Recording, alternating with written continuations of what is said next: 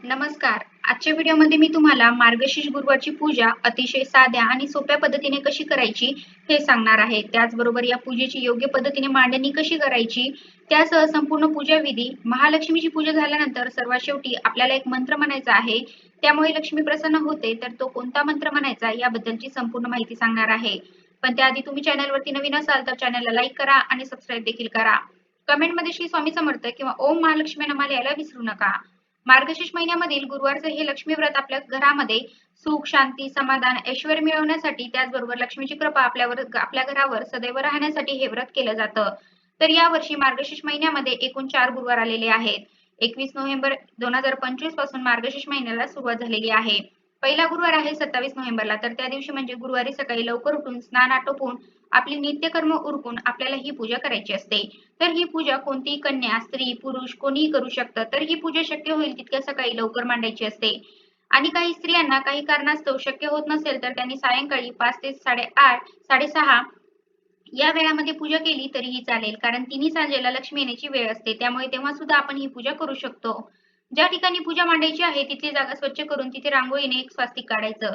त्यावरती हळदी कुंकू वाहून त्यावरती पाट किंवा चौरंग ठेवायचा. पाटावर नवीन कोरं वस्त्र अंथरायचं. शक्य असेल तर लाल वस्त्र घ्यावे, नसेल तर काळ्या रंगाचं सोडून इतर कोणत्याही रंगाचं तुम्ही घेऊ शकता. कोणतीही पूजा मांडताना आपण खाली देवी देवतांना तांदळाचं आसन देत असतो अक्षदांचं. तर एका प्लेटमध्ये थोडेसे तांदूळ घेऊन त्यामध्ये हळदी कुंकू टाकून अक्षदा तयार करून घ्यायच्या आहेत. सगळ्यात आधी या पूजेची योग्य पद्धतीने मांडणी करून घ्यायची आहे आणि त्यानंतर सर्व देवी देवतांची पूजा करायची आहे. सर्वात आधी पाटावरती तांदळाचं आसन ठेवून एक दिवा घ्यायचा आहे. सर्वात प्रथम कलश मांडणी करून घ्यायची आहे. हा कलश देवी स्वरूप म्हणून आपण मांडतो. त्यामुळे गहू किंवा तांदळाच्या राशीवरती हा कलश ठेवायचा आहे. तुम्ही तांदळाने पाटावरती स्वस्तिक किंवा अष्टदल कमळ काढून सुद्धा त्यावरती हा कलश ठेवू शकता. किंवा एका प्लेटमध्ये तांदूळ घेऊन त्यावरती हळदी कुंकू वाहून त्यावरती कलश ठेवू शकता. असं केल्याने पूजा उचलताना सुद्धा ते आपल्याला सोपं जातं. कलशावरती हळदी कुंकू आणि स्वस्तिक आणि 5 नाम देखील ओढून घ्यायचे आहेत. कलश हा 80% पाण्याने भरून घ्यायचा आहे.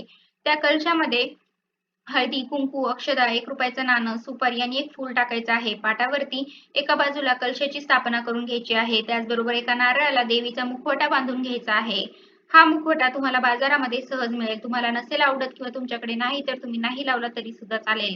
आता हल्ली वस्त्र किंवा देवीचा मुखवटा बाजारामध्ये सहज मिळून जातो. हा फक्त सजावटीचा भाग आहे. तुमच्याकडे नसेल तर तुम्ही नाही यातलं काही लावलं तरी सुद्धा चालेल. कारण लावायलाच पाहिजे असं काहीही नाही. असं सजवल्याने फक्त पूजेची सुंदरता वाढते आणि आपल्याला सुद्धा खूप छान प्रसन्न वाटतं. आपली एक हौस असते त्यामुळे आपण हे सर्व करत असतो. किंवा तुम्ही फक्त साधा जरी कलश मांडला आणि नारळाला सुद्धा हळदी कुंकू किंवा नाग डोळे मिळतात ते जरी लावले तरी पुरेसं आहे. त्या कलशामध्ये 5 प्रकारच्या झाडांच्या डहाळ्या लावायच्या आहेत पानांच्या. तुमच्याकडे 5 प्रकारच्या झाडांची पानं असतील तर ती अवश्य लावा. नसेल तर मग फक्त आंब्याची किंवा विड्याची पाने लावली तरी सुद्धा चालतात. त्याचबरोबर देवीला छान वस्त्र घालून घ्यायचं आहे.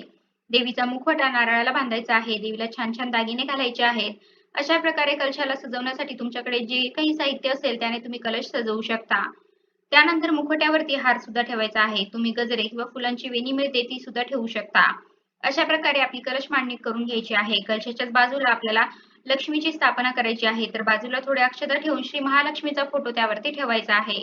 तुमच्याकडे फोटो असेल तर तो ठेवा किंवा मूर्ती असेल तर ती सुद्धा ठेवली तरी पण चालेल. लक्ष्मीच्या फोटो किंवा मूर्तीसमोर जोड पानांचा विडा ठेवायचा आहे. त्यावरती खारी, खोबरा, हळकुंड, बदाम, सुपारी असं 5 साहित्य ठेवायचं आहे. त्याच्याच बाजूला 2 जोड विड्याची पाने देखील ठेवायची आहेत. त्यावरती अक्षता ठेवून घ्यायच्या.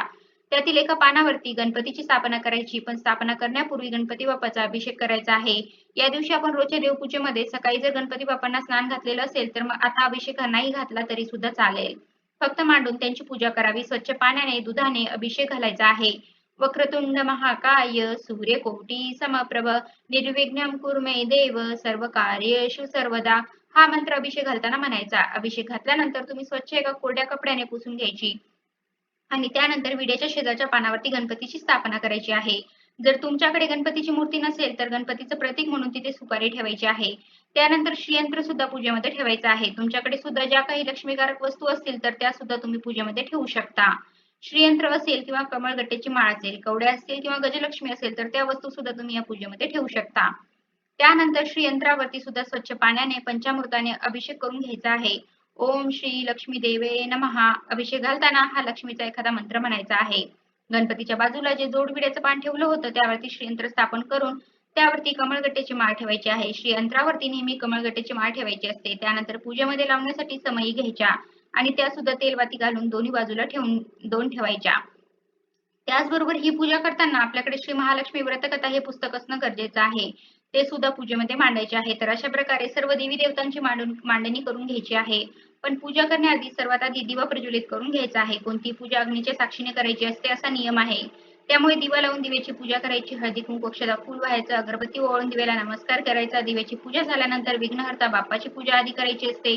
तर गणपतीची पूजा करून घ्यायची. गणपतीला हळदी कुंकू अक्षता शक्य असेल तर लाल रंगाचं फूल व्हायचं. धूप दीप ओवाळून गणपती बाप्पांना गुळ खोबऱ्याचा नैवेद्य ठेवायचा आहे. यावर्षी एकूण 4 गुरुवार आलेले आहेत. तर प्रत्येक गुरुवारी आपल्याला अशीच पूजा मांडणी करायची आहे. आणि ही पूजा दुसऱ्या दिवशी म्हणजे शुक्रवारी सकाळी उचलायची आहे. माता लक्ष्मीच्या फोटो समोर आपण जो विडा ठेवला होता तर त्या विड्याची देखील पूजा करून घ्यायची. हळदी कुंकू अक्षता फूल व्हायचं. नंतर देवी स्वरूप आपण जो कलश मांडलेला आहे तर कलशाची देखील हळदी कुंकू अक्षता फूल वाहून पूजा करायची. धूप दीप ओवाळायचं. लक्षात ठेवा आपल्याकडे जर ही पूजा करताना एखादं साहित्य उपलब्ध नसेल तरी सुद्धा चालेल, कारण शेवटी भाव महत्वाचा असतो. फक्त ही पूजा मनोभावे करावी, ती देवीपर्यंत नक्कीच पोहोचते. कलशाची पूजा झाल्यानंतर महालक्ष्मीची सुद्धा पूजा करून घ्यायची. लक्ष्मीला हळद कुंकू अक्षता व्हायच्या. शक्य असेल तर लाल रंगाचं फूल व्हायचं. कमळाचं किंवा लाल रंगाचं फूल महालक्ष्मीला अतिप्रिय आहे. धूप दीपाने ओवाळायचं. त्यानंतर जे श्रीयंत्र ठेवलं होतं त्याची देखील आपण अशाच पद्धतीने पूजा करून घ्यायची. या दिवशी दिवसभर उपवास करायचा असतो आणि संध्याकाळी देवीला नैवेद्य दाखवून मग आपण तो उपवास सोडायचा असतो. देवीला नैवेद्य दाखवल्यानंतर आपण गाईला सुद्धा नैवेद्य द्यायचा आहे, ज्याला गोग्रास म्हटलं जातं. तर गाईला सुद्धा आपण घास म्हणजे नैवेद्य गाईसाठी सुद्धा काढायचा. सायंकाळी गाईची सुद्धा पूजा करून तिला सुद्धा नैवेद्य द्यावा असं त्या पुस्तकात सांगितलेलं आहे. पूजेमध्ये जे व्रतकथेचं पुस्तक ठेवलेलं आहे तर त्याची देखील पूजा करून घ्यायची. त्यावरती जो महालक्ष्मीचा फोटो आहे तर त्या फोटोवरती सुद्धा हळदी कुंकू अक्षता फूल वाहून ओवाळून घ्यायचं. त्यानंतर पूजेमध्ये घंटा ठेवून त्या घंटेची सुद्धा हळदी कुंकू अक्षता फूल वाहून पूजा करायची. ही पूजा करताना आपण अगदी शांत चित्ताने एकाग्र मनाने ही पूजा करायची. आपल्याकडे असेल त्या साहित्यामध्ये अगदी मनोभावे पूजा केली तर या व्रताचं फळ आपल्याला नक्की मिळेल. सर्व देवी देवतांची पूजा करून घ्यायची आहे. ज्या समई घेतल्या होत्या त्या सुद्धा दोन्ही बाजूला दोन ठेवून प्रज्वलित करून घ्यायच्या. सर्वात शेवटी समई लावायच्या, कारण पूजा करताना आपला हात लागण्याची शक्यता असते, त्यामुळे समई पडू शकते, त्यातील तेल सांडू शकते. त्यामुळे शेवटी समईला लावायच्या. आधी दिवा लावायचा, त्यानंतर नैवेद्यासाठी 5 प्रकारची फळं किंवा कोणत्याही एकाच प्रकारची 5 फळं ठेवायची आहे. पूजेमध्ये फळ ठेवताना त्याला कायम देठ असावं, अशी फळ पूजेमध्ये योग्य मानली जातात.